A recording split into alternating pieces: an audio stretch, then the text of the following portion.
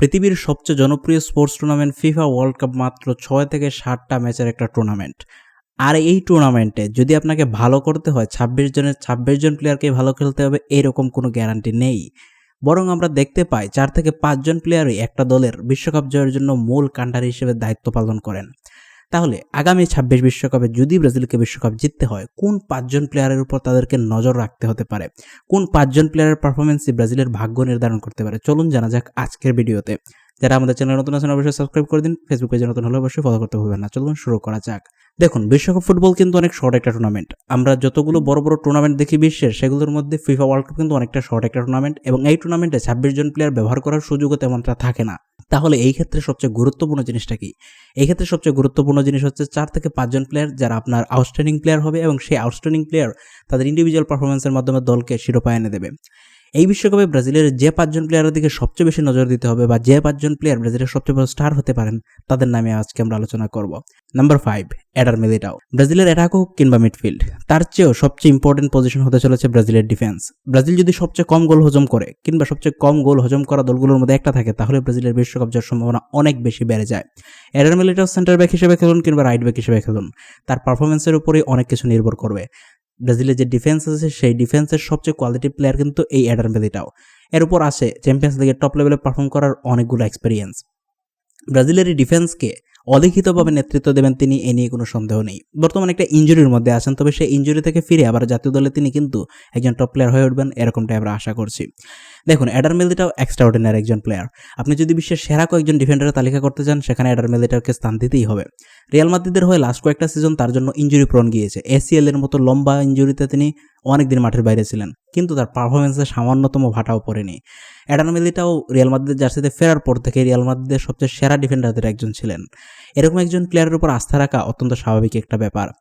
আমার মনে হয় ব্রাজিল যদি বিশ্বকাপ জিতে সেখানে এডার মিলিটাও সবচেয়ে বড় স্টারদের একজন হতে চলেছেন। কেননা ব্রাজিল বিশ্বকাপ একমাত্র এই শর্তে জিততে পারে তারা সবচেয়ে কম গোল হজম করা দলগুলোর মধ্যে একটা হবে।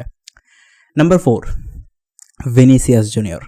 ভিনিসিয়াস জুনিয়রকে ভাবা হচ্ছিল 2026 বিশ্বকাপে তিনি নেইমারের পজিশনটা নেবেন, অর্থাৎ তিনি ব্রাজিলের সবচেয়ে বড় স্টার হবেন, সবচেয়ে বড় লাইমলাইটের প্লেয়ার হবেন। কিন্তু যতটুকু আমরা দেখতে পাচ্ছি জাতীয় দলে তার পারফরমেন্স এখনও দলের সবচেয়ে সেরা প্লেয়ার হওয়ার উপযোগী না, তাই তাকে আমরা নাম্বার 4-এ রাখছি। ভিনিসিয়াস জুনিয়র কেন গুরুত্বপূর্ণ? ভিনিসিয়াস জুনিয়র বর্তমান বিশ্বের সবচেয়ে সেরা লেফট উইঙ্গার। তার মতো ড্রিবলিং অ্যাবিলিটি এবং তার মতো প্রতিপক্ষ ডিফেন্সের ডিস্টারবেন্স করার অ্যাবিলিটি আর কোনো প্লেয়ারের এই বিশ্বে নেই। ভিনিসিয়াস জুনিয়র রিয়াল মাদ্রিদের হয়ে লাস্ট সিজনটা খুব বেশি ভালো কাটাননি, কিন্তু বর্তমান সিজনে কোচ আলভারো আরবিওলার অধীনে তিনি আবারও ফর্মে ফিরছেন, আর এটা কিন্তু অনেক বড় একটা plus point. Vinicius junior regular এখন গোল করছেন, রেগুলার অ্যাসিস্ট করছেন। ভিনিসিয়াস জুনিয়র কার্লো আনচেলত্তির আন্ডারে জাতীয় দলের হয়ে কেমন পারফর্ম করেন সেটা এখনও দেখার আমাদের অপেক্ষা রয়ে গিয়েছে। কেননা এখনও ভিনিসিয়াস জুনিয়র জাতীয় দলের হয়ে রেগুলার পারফর্ম করতে পারছেন না, কিন্তু ভিনিসিয়াস জুনিয়র তো ভিনিসিয়াস জুনিয়রই। তার ড্রিবলিং অ্যাবিলিটি কিংবা অ্যাসিস্ট করার অ্যাবিলিটি এগুলো ব্রাজিলকে বিশ্বকাপে অনেক বড় একটা অ্যাস দিতে চলেছে। দেখুন, ব্রাজিলকে যদি বিশ্বকাপ জিততে হয় তাদেরকে অনেক গোল করতে হবে, লিটারালি প্রত্যেকটা ম্যাচে ডমিনেট করা ট্রাই করতে হবে। সেই ক্ষেত্রে অনেক বেশি বল সাপ্লাই এবং অনেক বেশি বল ক্রস করা কিংবা প্রতিপক্ষ ডিফেন্সকে বিপদে ফেলা, এই ক্ষেত্রে ভিনিসিয়াস জুনিয়রের চেয়ে বেস্ট কোনো প্লেয়ার হতেই পারে না। ভিনিসিয়াস জুনিয়রের প্রতি এই আস্থা আমাদের রাখতেই হবে। দেখুন, ভিনিসিয়াস জুনিয়র যদি বিশ্বকাপ ব্রাজিল জিতে সেক্ষেত্রে ব্রাজিলের সবচেয়ে বড় তারকাদের একজন হতে পারে, এমনকি ব্রাজিলের সবচেয়ে সেরা তারকাও সে হতে পারে। ভিনিসিয়াসের প্রতি এই সামান্যটুকু আত্মবিশ্বাস আমাদের রাখতেই হবে। Number 3, Raphinha. বর্তমান বিশ্বের সেরা ব্রাজিলিয়ান ফুটবলার, এই নিয়ে কোনো সন্দেহ নেই। সবচেয়ে কনসিস্টেন্ট ব্রাজিলিয়ান ফুটবলার রিসেন্ট টাইমের, এই নিয়েও কোনো সন্দেহ নেই। লাস্ট সিজনের সবচেয়ে সেরা প্লেয়ারদের একজন ছিলেন। শেষ পর্যন্ত ব্যালন ড'র লিস্টে তিনি ভালো জায়গায় শেষ না করলেও আমরা জানি রাফিনার পারফরমেন্স কেমন ছিল। বিধ্বংসী একটা পারফর্মিং সিজন ছিল তার। এই সিজনেও বার্সেলোনার হয়ে তিনি যে পারফরমেন্সটা করেছেন সেটা আসলে অসাধারণ।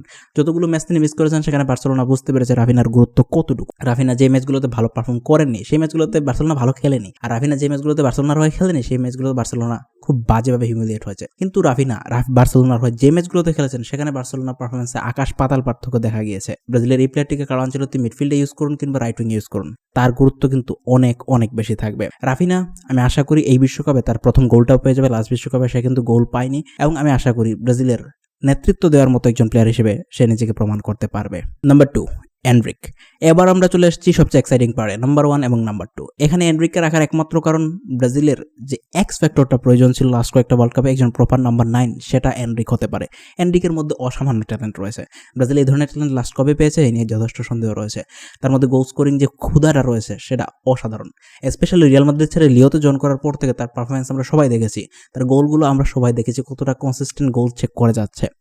এনরিকের ব্রাজিল দলে এখন পর্যন্ত কার্লো আনচেলত্তির অধীনে কোনো কলাপ হয়নি, কিন্তু আমি মনে করি এনরিককে কার্লো আনচেলত্তি যখনই পাবেন তখন তার কাছে একটা বড় অস্ত্র চলে আসবে নাম্বার 9 হিসেবে। কার্লো আনচেলত্তির অধীনে যাদেরকে নাম্বার 9-এ কলাপ করা হয়েছে কেউ কিন্তু রেগুলার জাতীয় দলের হয়ে গোল করতে পারেননি, রেগুলার গোল করা তো দূরের কথা, কেউ এখন পর্যন্ত গোল স্কোরই করতে পারেননি। তার উপর এই স্ট্রাইকারদের মধ্যে কেউ নিজেদের সেই অ্যাবিলিটিটা প্রমাণ করতে পারেননি যে তারা রেগুলার গোল করতে পারেন। জয় পেদ্রো ভালো ফর্মে আছে, কিন্তু এনরিক তো এনরিকই। মাত্র 17 বছর বয়সেই বিশ্বের নজর কেড়েছিল সে, তার মধ্যে সেই ট্যালেন্টটা রয়েছে। দেখুন 2022 বিশ্বকাপে তাকে জাতীয় দলে নেওয়ার জন্য রোনালদো নাজারিও চাপ দিয়েছিলেন। এখন দেখুন 2026 বিশ্বকাপ চলে এসেছে, সে একজন পরিপূর্ণ প্লেয়ার এখনও হয়ে ওঠেনি, এখনও সে একজন ইয়ং প্লেয়ার। তারপরও তার পরিপূর্ণ প্লেয়ার হয়ে ওঠার পরে 2030 বিশ্বকাপে সে ব্রাজিলের ওয়ান অফ দ্য গ্রেট তারকাদের একজন হতে পারে। তবে আমি মনে করি 2026 বিশ্বকাপে ব্রাজিলের যে সামান্য একটু এক্স ফ্যাক্টর, সামান্য একটু এক্সট্রা গোল করার অ্যাবিলিটি, সেটা যদি এনরিক দিতে পারে, কয়েকটা ম্যাচে যদি সে সুপার সাব হয়ে গোল করতে পারে, তাহলে কিন্তু ব্রাজিলের অনেকগুলো ম্যাচের রেজাল্ট পাল্টে যাবে। আর বিশ্বকাপের মতো স্টেজে যেখানে আপনার টপ লেভেল দল বিপক্ষে খেলতে হবে, সেখানে ম্যাচগুলো এক্সট্রা টাইমে যাওয়ার সম্ভাবনা অনেক বেশি বেড়ে যায়, যার কারণে আপনার বেঞ্চের স্ট্রেংথ অনেক ভালো থাকতে হবে। চিন্তা করে দেখুন এনরিক বিশ্বকাপে 2-1টা গোল করছেন, আর সেই গোলগুলো ম্যাচের মোড় পাল্টে দিচ্ছে। একজন টিনেজার বিশ্বকাপের সবচেয়ে বড় স্টেজে নিজেকে প্রমাণ করছে, এর চেয়ে ভালো কি কিছু হতে পারে ব্রাজিলের জন্য? এনরিকের এই পারফর্ম করা আসলেই জরুরি। আমি তাকে নাম্বার 2-তে রাখছি এবং আত্মবিশ্বাসী যে এনরিক এই বিশ্বকাপে খুব ভালো কিছু একটা করে দেখাবে। নাম্বার 1 ব্রাজিলের সবচেয়ে বড় তুরুপের তাস আমার কাছে মনে হয় এই বিশ্বকাপে এস্তেভাও উইলিয়ান। এই প্লেয়ারটা স্পেশাল, কেননা ব্রাজিল এখন পর্যন্ত যে ধরনের প্লেয়ার পেয়েছে তাদের ড্রিবলিং অ্যাবিলিটি কিংবা স্কিলগুলো সেই লেভেলটাকে স্পর্শ করতে পারছে না, যেটা আমরা ব্রাজিলের প্লেয়ারদের কাছ থেকে আশা করি। এস্তেভাওর মধ্যে নেইমারের মতো একটা প্লেয়িং অ্যাবিলিটি আমরা দেখতে পাই, এক্সট্রা অর্ডিনারি ড্রিবলিং অ্যাবিলিটি, তার উপর প্রতিপক্ষ ডিফেন্সকে বিপদে ফেলা থেকে শুরু করে খুবই ঠান্ডা মাথার একজন খেলোয়াড়, খুবই প্রিসাইজ ফিনিশ সে করতে পারে। এখনও কিন্তু সে 18 বছরের একজন ছেলে, কিন্তু তার মধ্যে যে ধরনের কুলনেস দেখা যায় গোল করার ক্ষেত্রে, ব্রাজিল জাতীয় দলের হয়ে রেগুলার কয়েকটা ম্যাচে গোল করেছে, সেটা আসলে অসাধারণ। স্পেশালি আমরা পেনাল্টি নিতেও দেখতে পেয়েছি তাকে জাতীয় দলের হয়ে, এবং সেই পেনাল্টি ছিল অসাম, বলা যেতে পারে অসাম।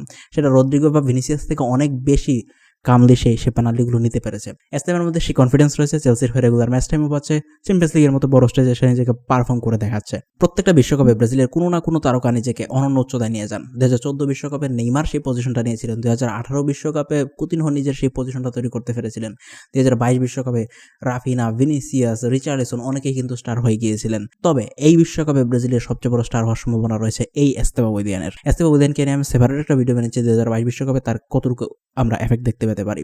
এর পরবর্তীতে আপনার কোন টপিকে ভিডিও চান সেটাও কমেন্টে জানিয়ে দিন। আমরা রেগুলার ব্রাজিল নিয়ে ভিডিও বানাতে থাকবো। আপনার ব্রাজিল ফ্যান হলে অবশ্যই চ্যানেলটা সাবস্ক্রাইব করে রেগুলার ভিডিও দেখার জন্য নোটিফিকেশনটা অন করতে ভুলবেন না। Thank you for watching this video.